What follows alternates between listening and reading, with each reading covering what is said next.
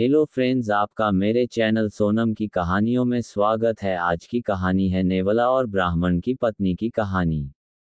बरसों पुरानी बात है, एक गांव में देवदत्त नाम का ब्राह्मण अपनी पत्नी देवकन्या के साथ रहता था।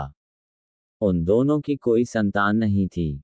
आखिरकार कुछ वर्षों के बाद उनके घर प्यारे से बच्चे ने जन्म लिया। ब्राह्मण की पत्नी अपने बच्चे को बहुत प्यार करती थी। एक दिन की बात है, ब्राह्मण की पत्नी देवकन्या को अपने घर के बाहर नेवले का छोटा सा बच्चा मिला। उसे देखकर देवकन्या को उस पर दया आ गई और वो उसे घर के अंदर ले गई और उसे अपने बच्चे की तरह ही पालने लगी। ब्राह्मण की पत्नी बच्चे और नेवले दोनों को अक्सर पति के जाने के बाद घर में अकेला छोड़कर काम से चली जाती थी। नेवला इस दौरान बच्चे का पूरा ख्याल रखता था। दोनों के बीच का अपार स्नेह देखकर देवकन्या बहुत खुश थी। एक दिन अचानक ब्राह्मण की पत्नी के मन में हुआ कि कहीं यह नेवला मेरे बच्चे को नुकसान न पहुंचा दे। आखिर जानवर ही तो है और जानवर की बुद्धि का कोई भरोसा नहीं कर सकता। समय बीतता गया और नेवला और ब्राह्मण के बच्चे के बीच का प्यार गहरा होता गया। एक दिन ब्राह्मण अपने काम से बाहर गया हुआ था। पति के जाते ही देवकन्या भी अपने बच्चे को घर में अकेला छोड़कर बाहर चली गई।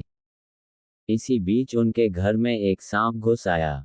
इधर ब्राह्मण देवदत्त का बच्चा आराम से सो रहा था। उधर सांप तेजी से उस बच्चे की ओर बढ़ने लगा।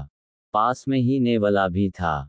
जैसे ही नेवले ने सांप को देखा तो वो सतर्क हो गया। नेवला तेजी से सांप की ओर लपका और दोनों के बीच काफी देर तक लड़ाई हुई।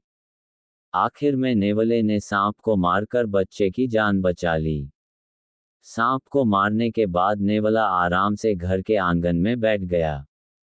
इसी बीच देवकन्या घर लौट आई। जैसे ही उसने नेवले के मुंह को देखा तो वह डर गई।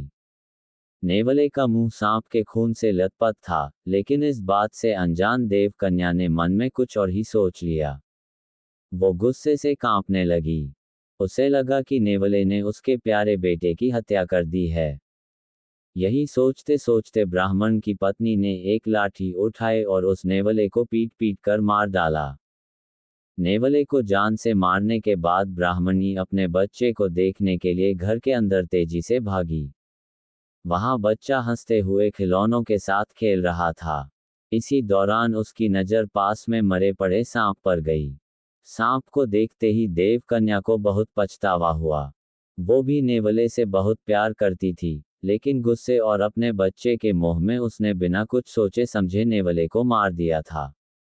अब ब्राह्मण की पत्नी जोर जोर से रोने लगी, लेकिन तब तक बहुत देर हो चुकी थी। उसी समय ब्राह्मण भी घर लौट आया।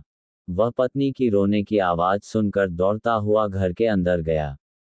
उसने पूछा, देवकन्या तुम क्यों रो रही हो, ऐसा क्या हो गया? उसने अपने पति को सारी कहानी सुना दी। नेवले की मौत की बात सुनकर ब्राह्मण देवदत्त को बहुत दुख हुआ।